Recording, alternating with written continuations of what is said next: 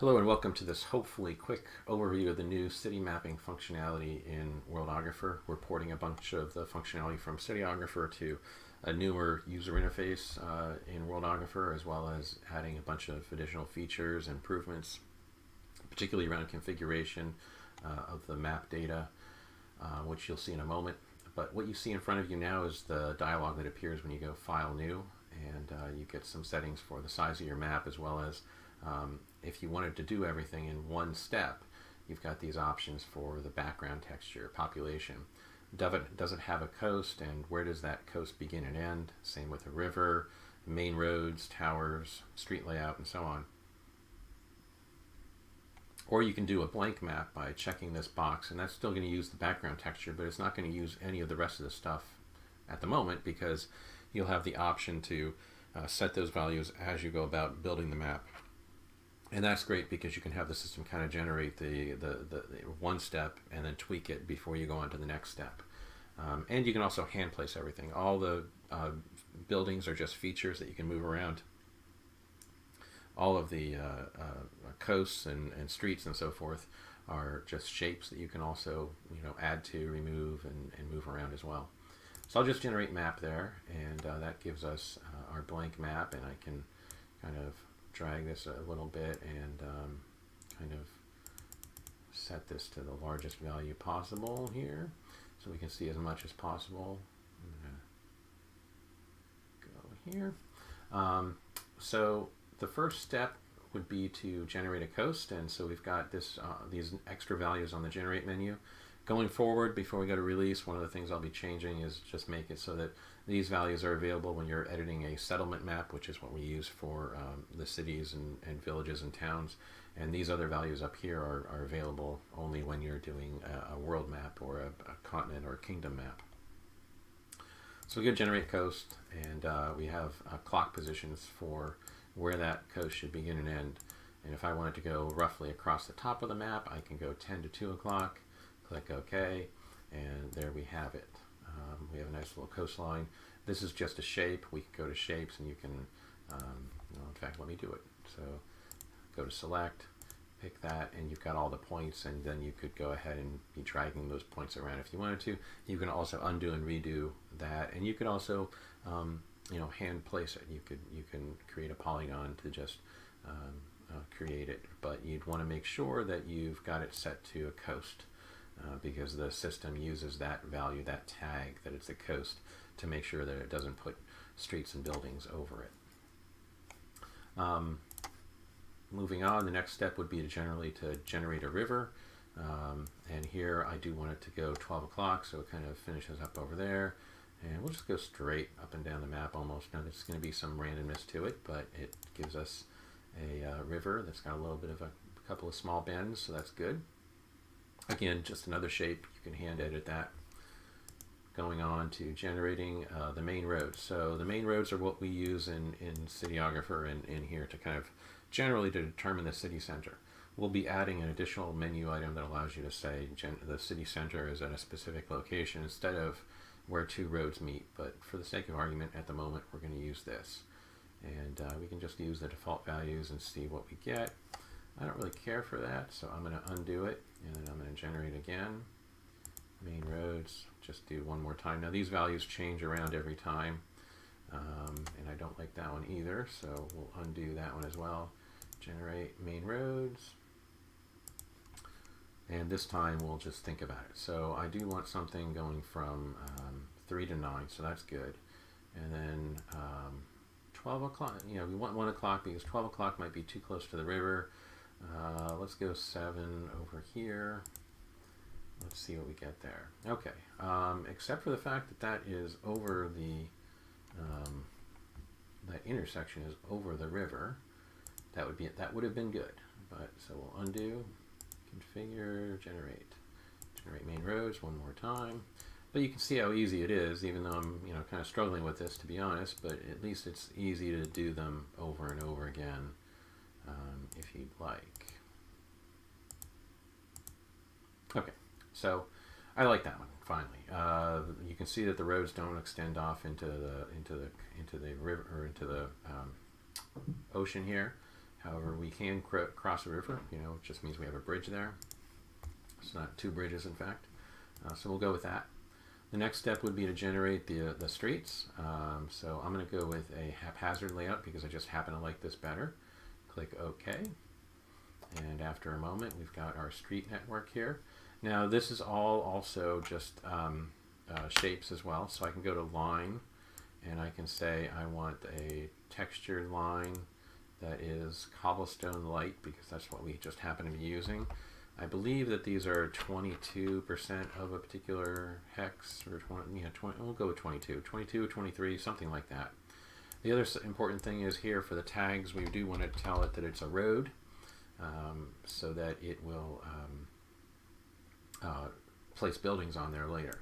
So once we've got those things done, let's see. So now we can add additional roads. So say if I wanted to extend this over here, I wanted to go like this, and then I want to continue on, I can. Then I can, start a new one and kind of come up the river as well if I wanted to. So you can place these around. You can also select a particular road and change the points if you wanted to. You could delete one of these roads and so forth. All those things are possible. Next step would be to generate the actual buildings, generate and place the buildings. But before I get to that, I want to get to the configure settlement data. So as I said in kind of the opening near the beginning, we have a lot more control. It's a little bit easier to use to determine what buildings are going to be on the map, because even for me it kind of became cumbersome to add new buildings to or new building types to the system and to set them up to be automatically placed by the algorithm. What you have here, though, is roughly similar to what we were doing before, but just a user interface that makes it easier. For example, what we do is the number of bakers are determined based on this value. For example, you've got 1 baker for every 800 people. So if your city has 5,000 people, then you'll have 6 of them. If we had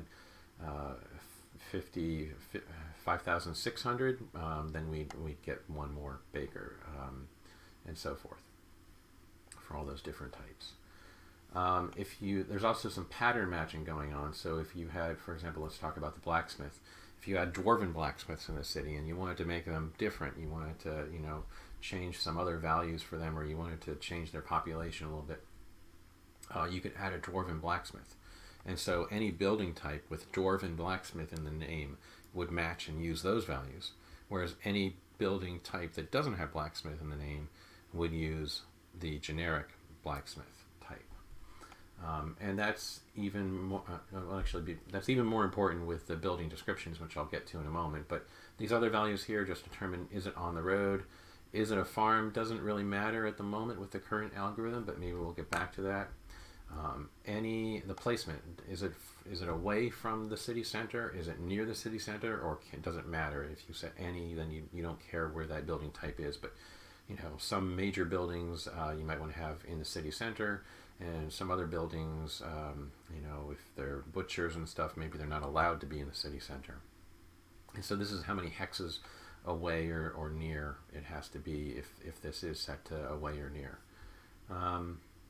Dense isn't really used at the moment. Hopefully we can get back to that as well. But then moving on to building descriptions here, you've got the different building types. So if I go down to, say, for example, the tavern, something that we're kind of all familiar with, you've got a number of patrons that are in the building, how many groups there are, how many people are in each group, what's the chance that they're an adventurer, what's the chance that they're female. And so these values are used to generate the note data. So you can select that, and you'll see this in a moment. You can select that any particular tavern, and you can pull up this information.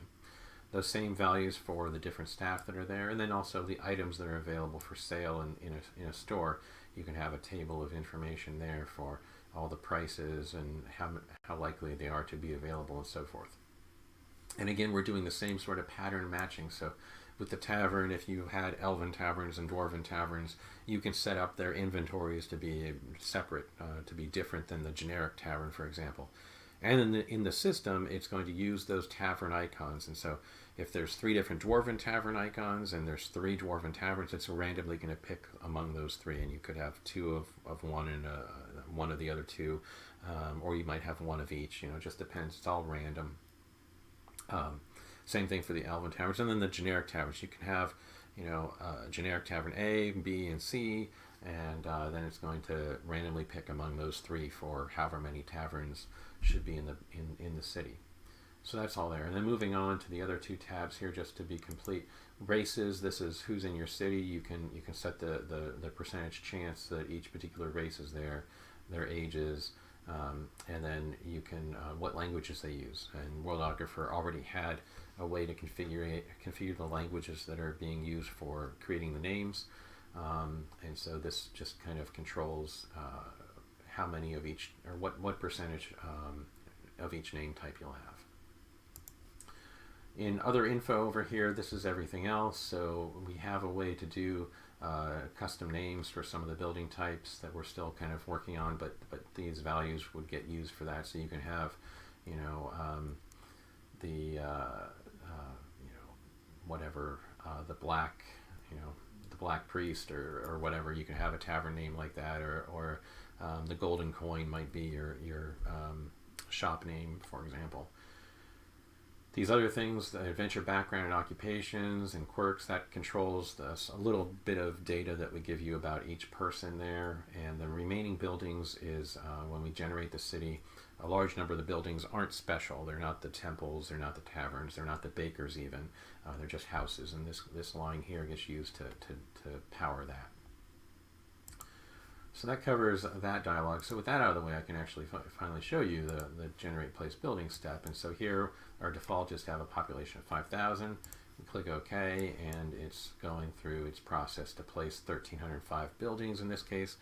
It's actually the 5,000 divided by 4 plus a number of special buildings. Again, your temples and taverns and bakers and butchers and stuff. It doesn't necessarily place them all because you might be kind of somewhat maxed out, even though we're not 100% maxed out. You know, we've got some dead space over here. It does its best to fill things up as much as possible.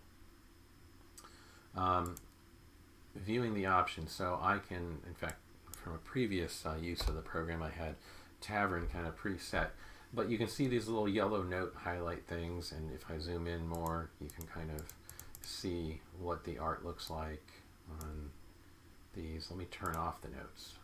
But so you can see what the art looks like. We've made it so that all the maps would print out nice, even when each hex might be 1 inch. If I show you what the grid is, that gives you an idea of what the scale is of the buildings. However, I usually leave the grid off because it's just kind of distracting and not totally necessary for a city map typically. But if I go back to showing the notes here, I can filter these notes, and I can say, you know, again, so I can put that tavern back in there, and then only buildings that are taverns are going to show up. So that kind of gives me a good way to find taverns. So there's one there, and if I pan around a little bit, I'll probably find some more. Sometimes you have to zoom out to kind of see more of the map area. So here's another one. So there's 3 taverns right there, and so I can kind of zoom in here, scroll back over, and I can then add, edit, or view the note, so I can pull up this note and get all the details. And so the title, we're gonna, you know, one of the things I'll be working on over the next few weeks before we go to the public release is to give it a unique name, so you can have, you know, the Great Dragon Inn or whatever. And then this here, as we saw, this is our list of patrons based on that data that we saw that we were using to set things up. Staff, items that they have for sale are all here. Now that's something that will be moving on into more of a table structure, so it'll be easier to add more rows and delete values and so forth, and edit them. That's something, like I said, so we'll have that before we go to the public release, but you know, you can see what the results are like, and this is all very similar to what's in Cityographer currently, just that it's so much easier to configure now. All these buildings also, though, are easy to edit and move around, so I can select any of the buildings here, and I can, you know, select it and move it around. Same thing. Why aren't you highlighting? There we go. All right, so move these guys around here. Oh, there it is. So it's just a little off center for me. But you can move them around, and so you could tighten these values up, or tighten the buildings up, so you can move them around closer together, and then that would give you the option to make it more dense. So if I were to go through and move around a bunch of the buildings, then let me zoom out here. So you're probably not going to see much of a change, but I can go back to generate and generate place buildings here, and I can run this again, and hopefully we'll see a few more placed in. There might be one could get dropped in here, one could get dropped in here, so forth. Especially kind of up here. There's a lot of space where you might add more. So especially if you wanted a denser looking city, you can kind of slide the buildings that are generated the first time around, and then it would add more. And so sure enough, yeah, this one here popped up, this new one there. So I think that covers all the new city mapping functionality that we're building into Worldographer.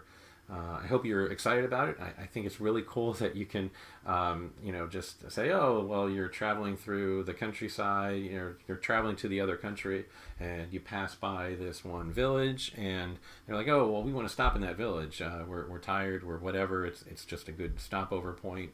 And you didn't have that ready, you can just, with a couple of settings, you could instantly create the city, or you could take, 5 minutes and you can make a city pretty much instantaneously. So that's all really nice. And again, we'll have this out by the end of the year. Can't be specific exactly, it just kind of depends on how long it takes to get those last bits of functionality that I had mentioned completed and tested.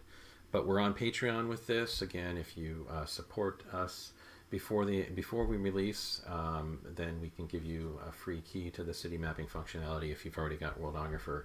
Or if you buy Cityographer now, you'll also get the new key for free for no extra cost. And we'll have it available for sale in our store as well. Again, thanks for your support. Thanks for your interest, and I can't wait to get this out to you guys.